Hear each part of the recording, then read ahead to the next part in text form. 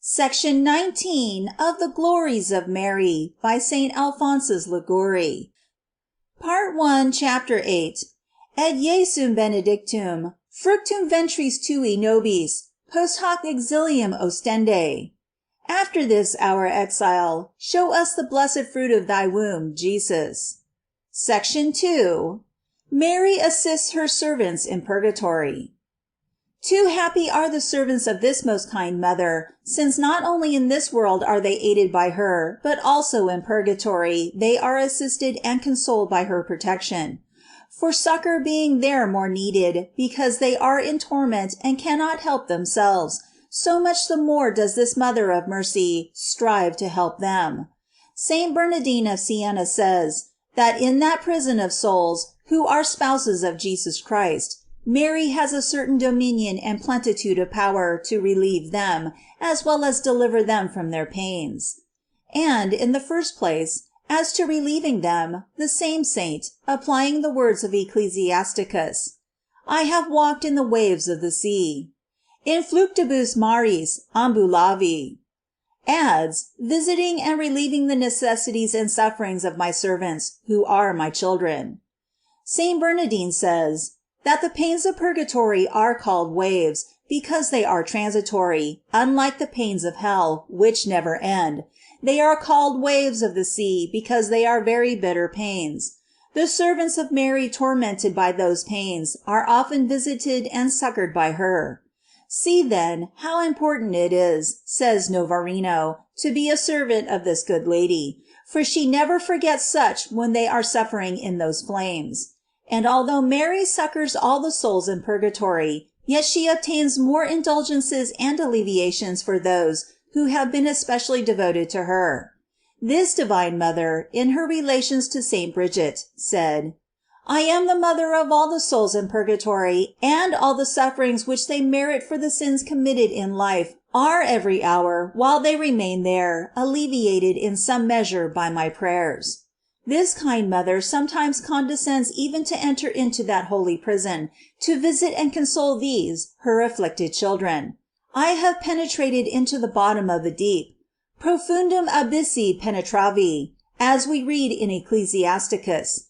And St. Bonaventure, applying these words, adds, I have penetrated into the depth of this abyss, that is, of purgatory, to relieve by my presence these holy souls.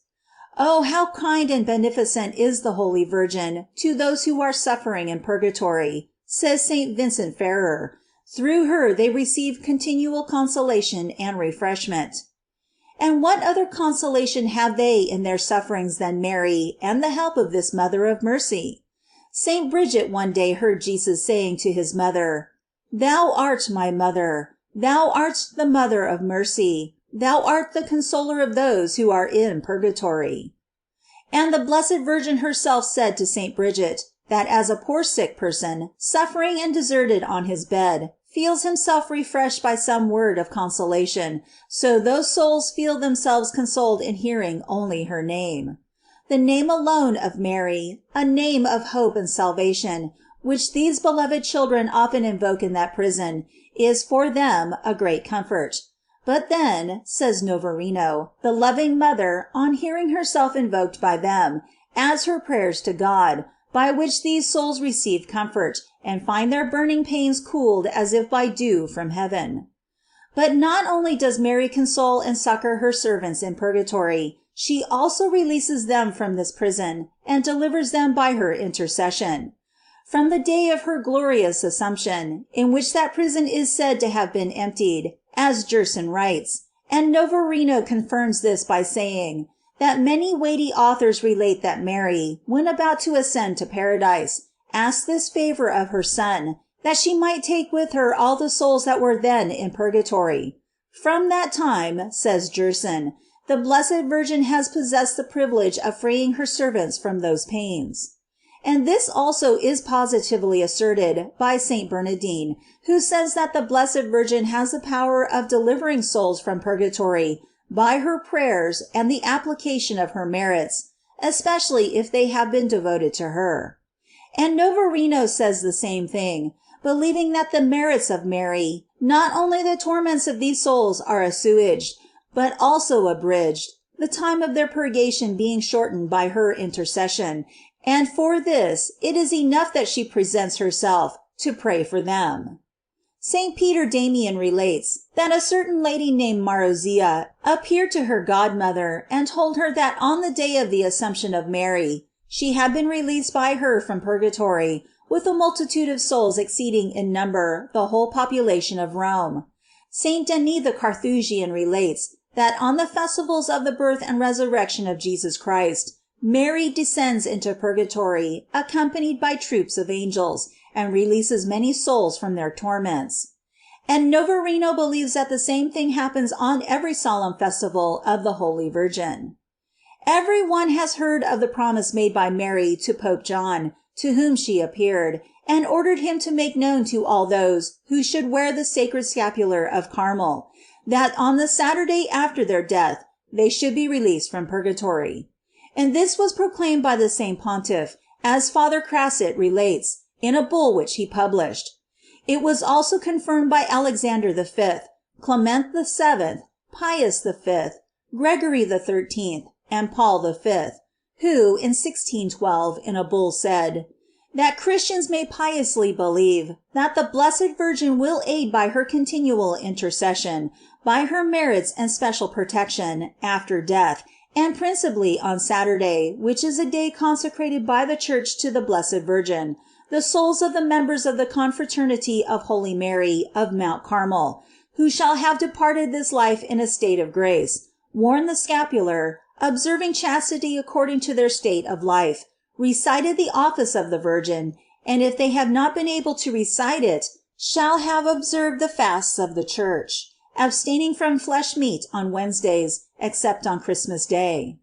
And in the solemn office of the Feast of Holy Mary of Mount Carmel, we read that it is piously believed that the Holy Virgin, with a mother's love, consoles the members of the Confraternity of Mount Carmel in purgatory, and by her intercession conducts them to their heavenly country. Why should we not also hope for the same graces and favors if we are devoted to this good mother? And if with more special love we serve her, why can we not hope to obtain the grace of going immediately after death to paradise, without entering into purgatory?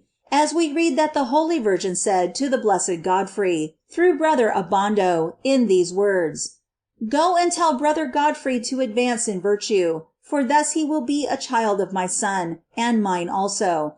And when his soul quits the body, I will not permit it to go to purgatory, but I will take it and present it to my Son." And if we would assist the holy souls in purgatory, let us endeavor to remember them in all our prayers to the Blessed Virgin, applying to them especially the Holy Rosary, which procures for them great relief, as we read in the following example. Father Eusebius Nuremberg relates that there lived in the city of Aragona a girl named Alexandra, who, being noble and very beautiful, was greatly loved by two young men. Through jealousy they one day fought and killed each other. Their enraged relatives, in return, killed the poor young girl, as the cause of so much trouble, cut off her head, and threw her into a well. A few days after, Saint Dominic was passing through that place, and, inspired by the Lord, approached the well and said, "Alexandra, come forth." And immediately the head of the deceased came forth, placed itself on the edge of the well, and prayed Saint Dominic to hear its confession. The saint heard its confession, and also gave it communion, in presence of the great concourse of persons who had assembled to witness the miracle. Then Saint Dominic ordered her to speak, and tell why she had received that grace. Alexandra answered, that when she was beheaded, she was in a state of mortal sin, but that the most holy Mary, on account of the Rosary, which she was in the habit of reciting, had preserved her in life. 2 days the head retained its life upon the edge of the well, in the presence of all, and then the soul went to purgatory. But 15 days after, the soul of Alexandra appeared to Saint Dominic, beautiful and radiant as a star, and told him that one of the principal sources of relief to the souls in purgatory is the Rosary which is recited for them, and that, as soon as they arrive in paradise, they pray for those who apply to them these powerful prayers. Having said this, Saint Dominic saw that happy soul ascending in triumph to the kingdom of the blessed. Prayer. O Queen of heaven and of earth, O Mother of the Lord of the world, O Mary, creature most great, most exalted, most amiable, it is true that many on the earth do not love thee and do not know thee. But there are innumerable angels and saints in heaven who love and praise thee continually. On this earth too, how many souls burn with love of thee, and live enamored of thy goodness. Ah, if I too might love thee, my most lovely Lady! Oh, that I might always be engaged in serving thee, in praising thee, in honoring thee, and in striving to awaken love of thee in others.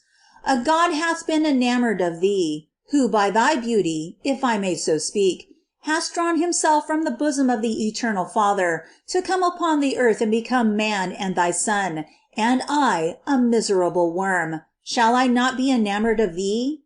Yes, my most sweet Mother, I will also love thee much, and do all in my power to make thee loved by others. Accept then, O Mary, the desire I have to love thee, and help me to fulfill it. I know that thy lovers are regarded with much favor by thy God. Next to his own glory, he desires nothing more than thy glory, in seeing thee honored and loved by all. From thee, O Lady, I await all my blessings. Thou must obtain the pardon of all my sins. Thou must obtain for me perseverance, succor in death, deliverance from purgatory. In a word, thou must conduct me to paradise. All this thy lovers hope from thee, and they are not deceived. This I also hope, who love thee with all my heart, and above all things, next to God. End of section 19.